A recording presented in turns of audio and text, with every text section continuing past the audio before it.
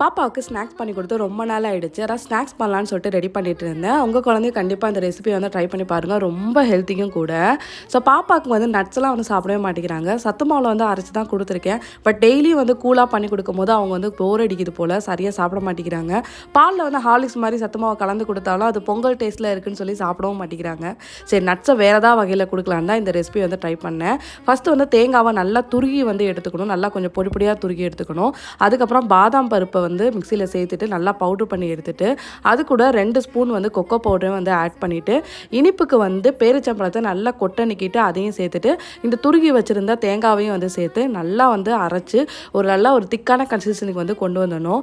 இது கூட ஒரு 2 டேபிள் ஸ்பூன் வந்து நெய்யும் ஊற்றி நல்லா வந்து உருண்டை பிடிச்சிட்டு துருகி வச்சிருந்த தேங்காயில் கொஞ்சமாக வந்து உருட்டி எடுத்தோன்னா செம்ம சூப்பரான ஒரு எனர்ஜி பால் வந்து ரெடி ஆயிரும். இதில் அயன் கண்டென்ட் இருக்குது, அதுக்கப்புறம் வந்து குட் ஃபேட்டெல்லாம் வந்து இருக்குது. கண்டிப்பாக அந்த ரெசிபியை ட்ரை பண்ணி பாருங்கள்.